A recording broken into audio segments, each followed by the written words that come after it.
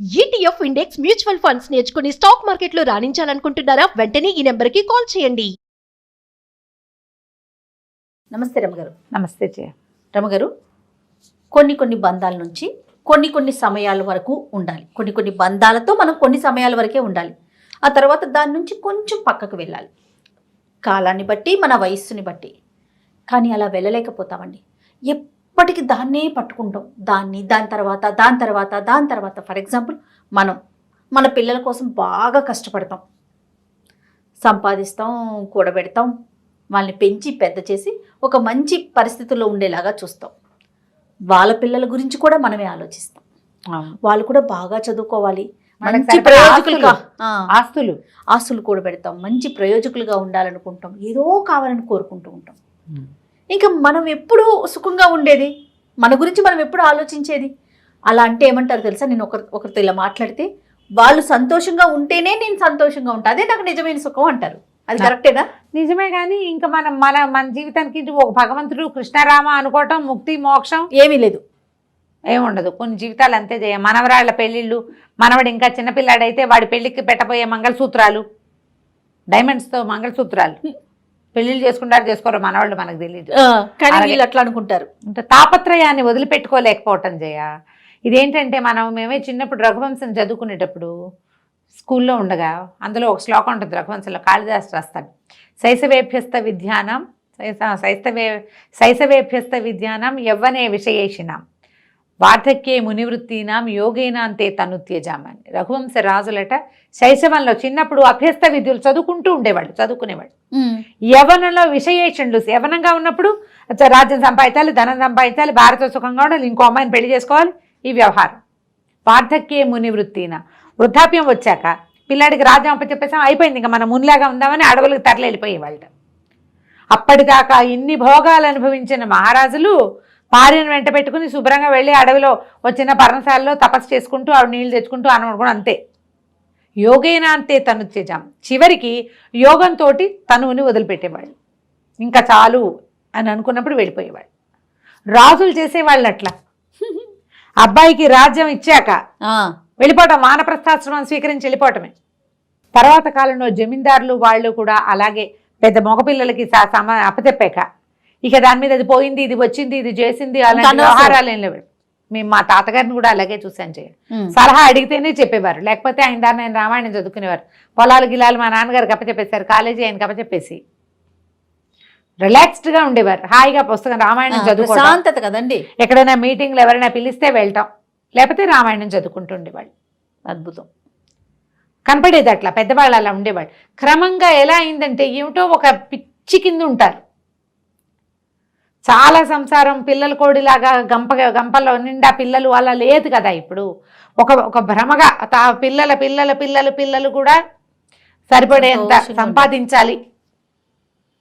వాళ్ళు సంతోషిస్తారేమో. 3వ తరం నుంచే చెడిపోవటం మొదలెడుతుంది జయ. అవును, డబ్బు ఎక్కువైపోయింది కొందికి, అవకాశాలు ఎక్కువ ఉంటే పిల్లలు పాడైపోతారు. ఎక్కడో ఎన్ని తరాలైనా పిల్లలు పాడు కాకుండా, ఆస్తులు పాడు కాకుండా ఉండేవాళ్ళు చాలా రేరు.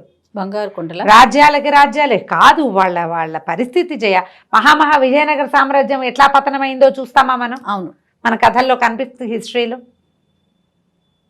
పెద్ద రాజులే ఎలా అయిపోతారు, క్రమంగా అలాగే అవుతుంది. మన సంగతి మనం చూసుకోవాలి. కొంత మటుకు వచ్చాక వాళ్ళకి అప్పచెప్పి కదా, అది కూడా మనమే సవరించాలి, మనమే ముద్రించాలి, మనమే సరి చేయాలి. ఉండకూడదు. బంధ విముక్తి అనేది ఒకటి ప్రత్యేకంగా పెట్టుకోవాలి. కొంత వయసు వచ్చాక నేను ఇప్పటిదాకా కృష్ణారామ అనుకోలేదు, ఏ తీర్థక్షేత్రం చేయలేదు, చూడలేదు, ఏ దానం ధర్మం చేసుకోలేదు, భాగవతమో రామాయణమో ఇంకోటో చదువుకోలేదు, ఎవరికైనా సహాయం చేయలేదు. నేను కొన్ని ప్లేసెస్ చూస్తా, కొన్ని చదువుకుంటా, కొన్ని నేర్చుకుంటా, కాస్త పెద్దవాళ్ళకి శుశ్రూష చేస్తా, ఎవరో గురువుగారిని ఆశ్రయిస్తా, జపం చేసుకుంటా. అలాంటి ఆలోచన ఉండాలి కదా, ఉండదు. చాలా కష్టం చేయ. ఆ బంధ విముక్తి మీద ఒక కథ ఉంది, చెప్తాను. అవునండి, ఓకే. పూర్వం అంట ఒక మిఠాయి వ్యాపారస్తుడు ఒక ఆయన ఉండేవాడు. ఒకనాడు ఒక సాధువు ఆ దారిని పోతూ ఈ మిఠాయి వ్యాపారస్తుడి కొట్టు దగ్గర ఆగాడు. అయితే అతను చాలా మంచివాడు, 2-3 మగపిల్లలు ఉన్నారు, ఆస్తి స్వాస్తి బాగా ఉంది, మిఠాయి కొట్టు బాగుండేది. ఆయన ఏం చేశాడు, ఈ సాధువుకి 4 మిఠాయిలు చేతిలో పెట్టి ఆయన అవి తిన్నాక తాగటానికి కూడా ఏదో పళ్ళ రసం లాంటిది ఇచ్చి ఆయన సేద తీరేదాకా కూర్చోబెట్టుకున్నాడు కొట్లో వాకిట్లో. ఇంటికి రండి అన్నాడు. వద్దు, నేను ఇట్లా కొట్లో బయటే పడుకుంటాను అని చెప్పాడు. ఆయన ఇళ్లలో రాను, వారి అరుగు మీద పడుకుంటా, నువ్వు కొట్టు మూసేసాక, ఇది సాయంకాలం జరిగింది, కొట్టు మూసేసాక పడుకుంటానన్నాడు. అరుగు మీద పడుకుంటానంటే ఇంకా మీకు నేను చేయగలిగే సేవ ఏమైనా ఉందా అని అడిగితే, అయితే ఆయన వస్త్రం ఒకటి తీసేట కప్పుకునేది. ఈ వస్త్రం అంతా చిరుగులు పడిపోయింది, ఇక్కడ ఎక్కడైనా పడుకుంటే దోమలు కుడుతున్నాయి, చలి ఆపట్లేదు, దీన్ని బాగు చేయించి ఇవ్వమన్నాడు. ఆయన ఏం చేశాడు, వెంటనే ఇంటి నుంచి సూది దారం తెప్పించి చక్కగా దాన్ని కుట్టించాడు. చిల్లులు పడింది కదా, అన్ని చోట్ల మాస్కులేసి దుప్పటి రిపేర్ చేసి ఇచ్చాడు. కొత్త దుప్పటి ఇవ్వాల, దుప్పటి రిపేర్ చేసి ఇమ్మని అడిగాడు. ఆయన ఏమడిగితే అది చెయ్యాలి, సాధువు కదా, ఆఫర్ చేయకూడదు. సరే చేసిస్తే ఆయన రాత్రి హాయిగా పడుకున్నాడు అక్కడ. తెల్లవారి ఆయన నిద్ర లేచి కాస్త స్నానం సంధ్య తెమిల్చుకునేసరికల్లా వ్యాపారస్తుడు వచ్చేసాడు. కనపడ్డాడు, దండం పెట్టాడు. నాయన నీ వల్ల చాలా సుఖంగా నిద్ర గడిచిందోయ్, చాలా సంతోషించా, చాలా రోజుల తర్వాత అంత గాఢమైన నిద్ర పట్టింది, నీ యొక్క భక్తి తత్పరత వల్లే నాకు అంత మంచి నిద్ర పట్టింది, నీకు వైకుంఠ ప్రాప్తిని కలగజేస్తా, నాతో రా, నీకు ముక్తి కల్పిస్తాను నేనన్నాడు. మోక్షాన్ని, ముక్తిని, వైకుంఠ ప్రాప్తిని కల్పిస్తారు ఎవరైనా? కల్పిస్తానండి సరిగ్గా. ఈయన ఏమన్నాడు, అయ్యా మా పిల్లలు చిన్నపిల్లలండి, ఇంకాను వ్యాపారంలో కుదురుకోలేదు, 8 సంవత్సరాలు గడిచిందా పిల్లల్ని సెటిల్ చేసేస్తా, మీరు మళ్ళీ యాత్రకు బయలుదేరినప్పుడు 8 ఏళ్ళు సమయం ఇవ్వండి నాకు, 8 ఏళ్ళ తర్వాత మీరు ఎక్కడికి పిలిస్తే అక్కడికి వస్తా అన్నాడు. బాగుంది. వెళ్ళిపోయాడు సాధు. 8 సంవత్సరాలు గడిచాయి. 8 ఏళ్లకి మళ్ళీ వచ్చాడు. షాపు అది అభివృద్ధి అయింది. మరి ఇతను కొంచెం కాస్త పెద్దవాడయ్యాడు, పలకరించుకున్నాడు, మిఠాయిలు పెట్టాడు, తిన్నాడు. అబ్బాయి నీకు వైకుంఠ ప్రాప్తి కలిగిస్తానన్నాను, వస్తావా నాతోటి అన్నాడు. అంటే అయ్యా అట్లా కాదండి, పిల్లలు పెద్దవాళ్ళు అయ్యి దురభ్యాసాలు పాలైపోయారు, ఇప్పుడు ఉన్న పరిస్థితులు వాళ్ళని వదిలేస్తే నా ఇల్లు వాకిలి ఏమైపోతుందో తెలీదు, చెడు సావాసాలు పారినబడ్డారు, ఒక అబ్బాయికి వ్యసనాలు అయిపోయినాయి, ఇంకోటికి సావాసాలు చెడ్డవైపోయినాయి, వాళ్ళని దారిలో పెట్టాలండి, దారిలో పెట్టి వ్యాపారాన్ని అభివృద్ధి చేసి పిల్లల్ని దారిలో పెట్టి పెళ్ళిళ్ళు చేసి అప్పచెప్తా, పెళ్ళిళ్ళైనా వాళ్ళు అభ్యాసాలుగానే ఉన్నారు వాళ్ళు అని చెప్పాడు. చెప్పి ఇంకొక 8 ఏళ్ళు సరేనన్నాడు. మళ్ళీ 8 ఏళ్ళకి చంచనగా సాధు వచ్చేసాడు. వచ్చేసరికల్లా షాపు లేదు, మిఠాయి కొట్టు లేదు. ఆ మిఠాయి కొట్టు వెనకాలే పెద్ద ఇల్లు వాళ్ళది, అదంతా పాడుకొట్లాడుకుంటూ ఉంది. అక్కడి నుంచి చిరిగిన గుడ్డలతోటి తిరుగుతున్నారు, చింకి గుడ్డలతో ఇంత చిన్న చిన్న పిల్లలు.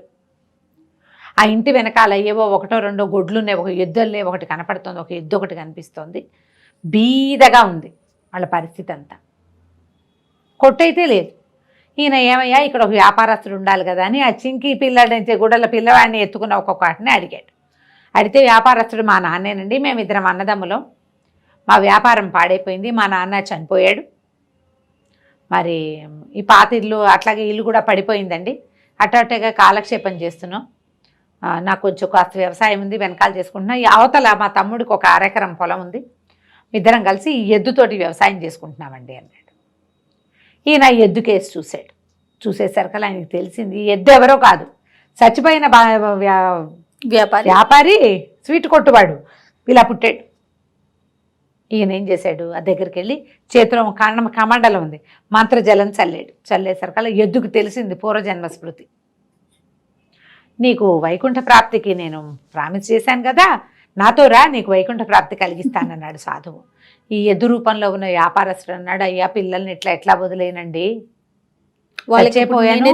ఇప్పుడు నేనే దిక్కు, నన్ను అడ్డం పెట్టుకుని వ్యాపారం చేసుకుంటున్నారు, నన్ను అడ్డం పెట్టుకున్నారు, ఈ వ్యవసాయం చేస్తున్నారు, నేను కాస్త చచ్చిపోయానంటే వెళ్ళిపోయాను, ఇప్పుడు ఏముంది మీరు తీసుకుపోవడం, నేను చచ్చిపోవటం, వీడు ఎట్లా చేసుకుంటాడు ఈ వ్యవసాయం, వీడు బండి కట్టుకుని ఏదో సామాన్లు మోసి రోజుకో పావలా అర్థ వీడు సంపాదించుకుంటున్నాడు, వీడిదికి చిన్నవాడికేమో ఒక 1/2 ఎకరం వ్యవసాయం ఉంది, దానికి కాడి కట్టినప్పుడల్లా నన్నే కట్టుకుంటున్నాడు, నేను లేకపోతే వీళ్ళు ఎట్లా బతుకుతారు, పిల్లలు చూడండి చిన్న పిల్లలండి మా మనవలు, పిల్లలు దురభ్యాసాల వల్ల ఆస్తంతా పాడైపోయింది, క్షమించండి బాబు, మీరు వచ్చినా నేనేమీ చేయలేకపోతున్నానండి అన్నాడు సాధువు.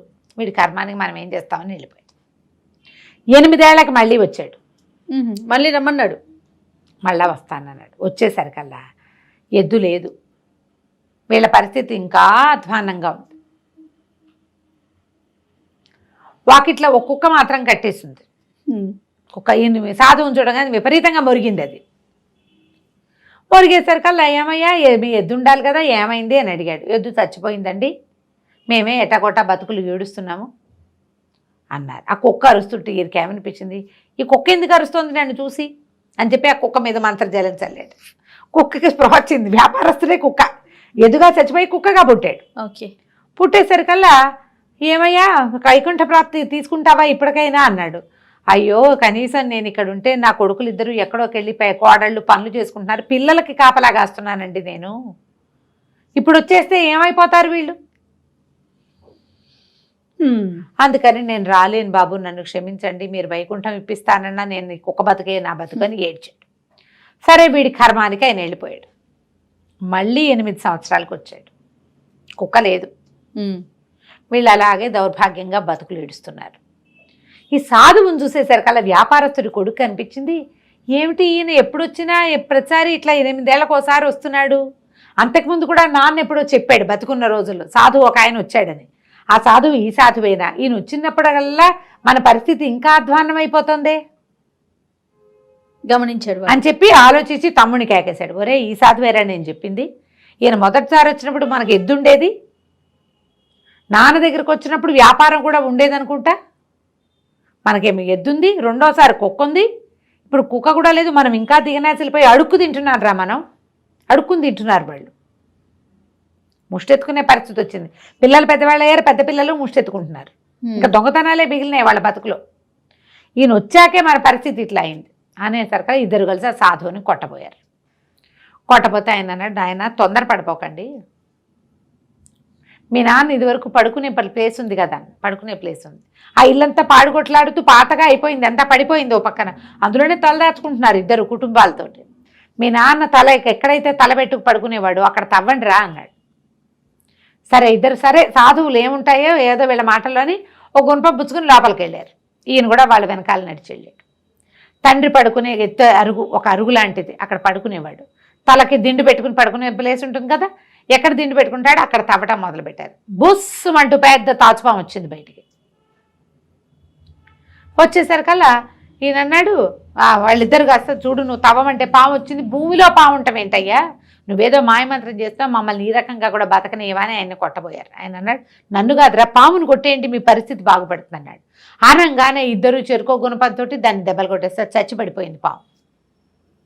ఇంకోసారి తవ్వండి అన్నాడు. ఆ పాము ఒక జాడీని చుట్టుకుని ఉంది, జాడీ మూతలాగా కనపడింది. పామును కొట్టేశాక ఆ జాడీ బయటికి తీస్తే దాని నిండా బంగారు మొహరీలు ఉన్నాయి. ఆశ్చర్యపోయారు, సాధువుకి దండాలు పెట్టారు కుటుంబాలతో సహా. అక్కడి నుంచి మొహరీలు సగం సగం పంచుకున్నారు. ఈయనేం చేశాడు, తన చేతిలో కమండలం ఉందిగా, మంత్రజలాన్ని ఆ పాము మీద జల్లాడు. పాముకి స్పృహ వచ్చింది, బతికింది. అది అప్పుడు తెలుసుకుంది ఆ పాము ఎవరు, నాన్నే. మొదట ఎద్దుగా పుట్టి సహాయం చేశాడు, కుక్కగా పుట్టి కాపలా కాశాడు. వీళ్ళకి సంబంధించిన డబ్బు పోకుండా ఆ పాముగా ఆ డబ్బుకి కాపలాగా ఉన్నాడు. ఏదో ఒక కాపలా, పిల్లల్ని వదల్లేని తను ఎవరి కోసమైతే ఇన్ని జన్మలు ఎత్తాడో వాళ్ళు తన్ని కొట్టి చంపేశారు కల్లా, ఇంతే కదా అనిపించి అప్పుడు వైకుంఠ ప్రాప్తిని తీసుకున్నాడు. ఎక్కడో ఒక చోట వీటిని వదిలిపెట్టాలి, మనవాళ్ళ పెళ్ళిళ్ళు కూడా చూడాల్సిందే, మన కొడుకుల్ని కూడా చూడాల్సిందేనని తాపత్రయపడి సొంతానికి ఒక భగవన్నామాన్ని కూడా చేసుకోకుండా, ఎలాగూ మనం ఇక్కడ చేర్చినవి ఏవి మనం పట్టుకెళ్ళం, తాపత్రయపడద్దని కాదు, ఎక్కువ పడద్దని, పిల్లల వరకు ఆ పిల్లల వరకు పడండి, పిల్లలు పుట్టే వరకే, తర్వాత మీ పిల్లలు కూడా తండ్రులైపోతారు, తల్లులును, వాళ్ళని పెంచుకొని ఇవ్వాలి, వాళ్ళ ప్రపంచం వాళ్ళని కూడా మనమే సాగి సంతరించాలనుకోవద్దు. అంత మటుకు వెళ్ళాక మనం కూడా రఘువంశరాజుల్లాగా చక్కగా యోగము, చక్కగా మునివృత్తి, హాయిగా వార్ధక్యంలో అయినా ప్రశాంతంగా ఉండటము, వానప్రస్థాశ్రమం స్వీకరించడం, ఏదో కృష్ణారామాన్ని మంచి మాటలు వినటం, సొంతానికి ఏదైనా చేసుకుంటే ఇహము పరము రెండు వస్తాయి. వా, ఎంత బాగుందో రమ్మగారు, ఈ బుక్ ఎక్కడ దొరికిందో కానీ మీకు భలే ఉన్నాయండి, ప్రతి ఒక్కటి ఒక వజ్రమే. నమస్తే రమ్మగారు. నమస్తే.